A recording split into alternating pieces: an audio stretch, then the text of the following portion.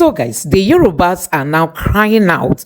They are regretting ever voting for Tinubu, the few that voted for him. And they are saying that his actions are actions of betrayal and punishment to them. Take a look at this.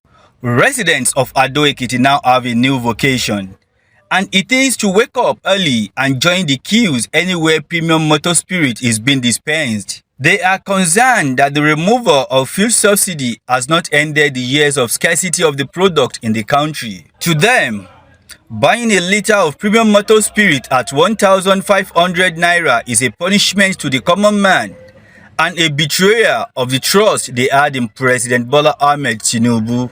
There should be a stop to all this nonsense and shenanigans. Now, there has been a lot of people here since yesterday. There is no fuel, and even if you want to buy the fuel, you have to pay extra money. They are collecting bribe.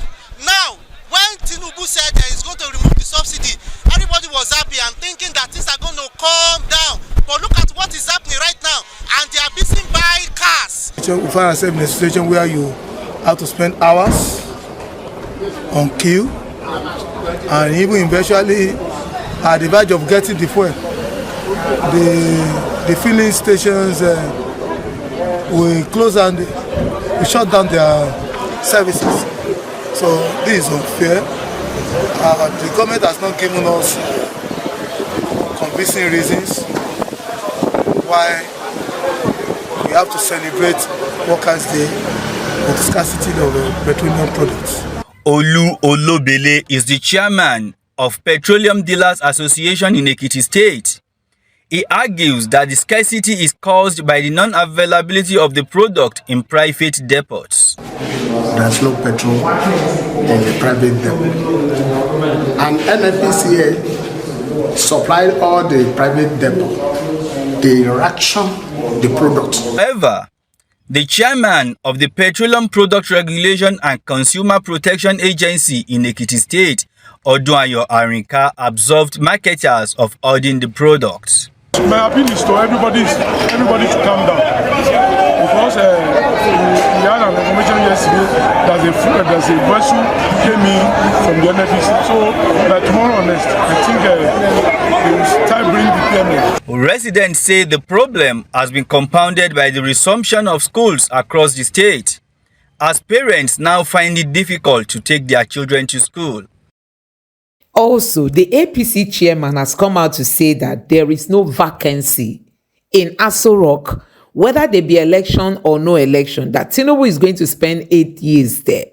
Nigerians, this is worrisome. Let me allow you to take a look at this. So, the national chairman of the All Progressives Congress just told politicians that there is no vacancy in Aso Rock ahead of 2027.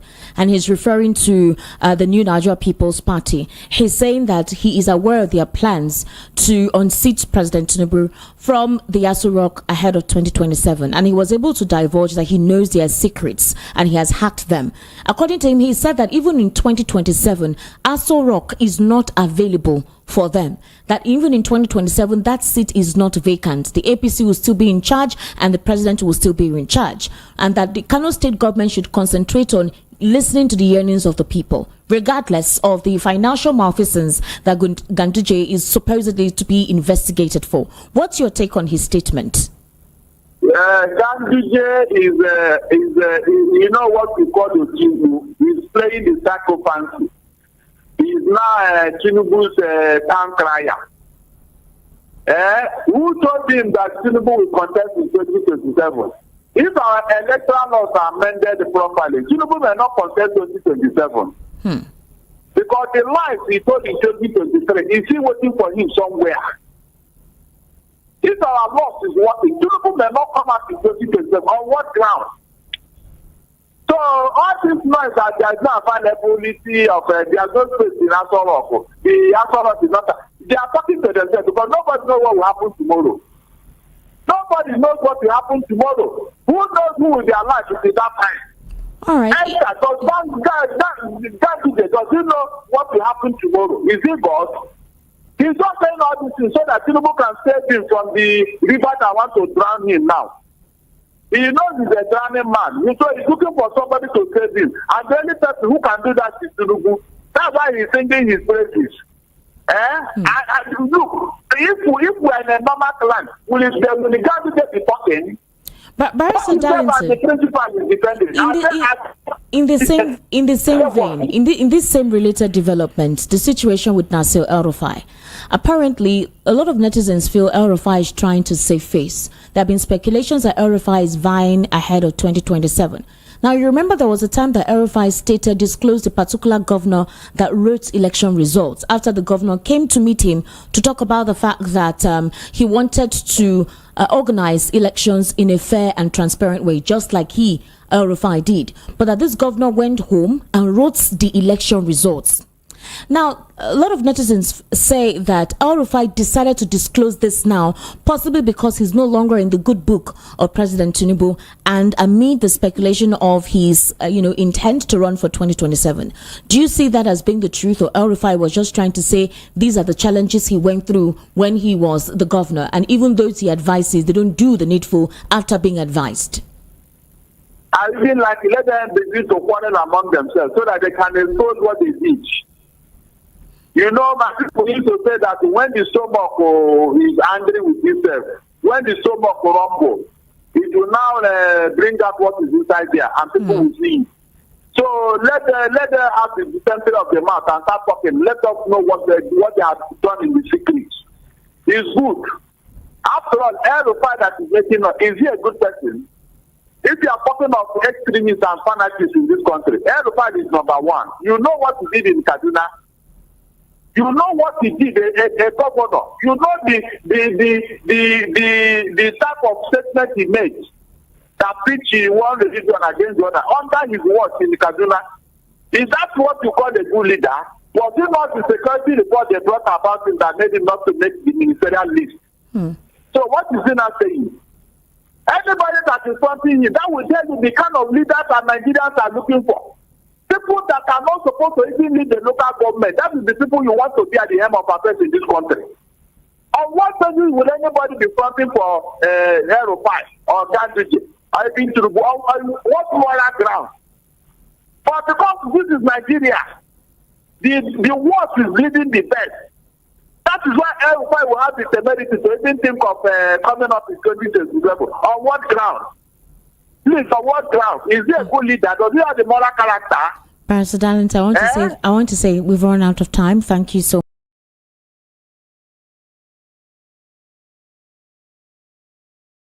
National Security Advisor Nuhu Ribadu has warned of social media misuse, and he's calling for an overhauling of strategic communication to counter disinformation. He delivered this remark in Abuja during a session with representatives from groups. He's instructing media managers in defense, security, and response agencies to change their approach to engaging the public and countering disinformation from the country's enemies. Okay, so in a certain level, what the NSA is saying is actually the truth. The social media has been used for propaganda, has been used to peddle false information due to possibly clickbait or one thing or the other.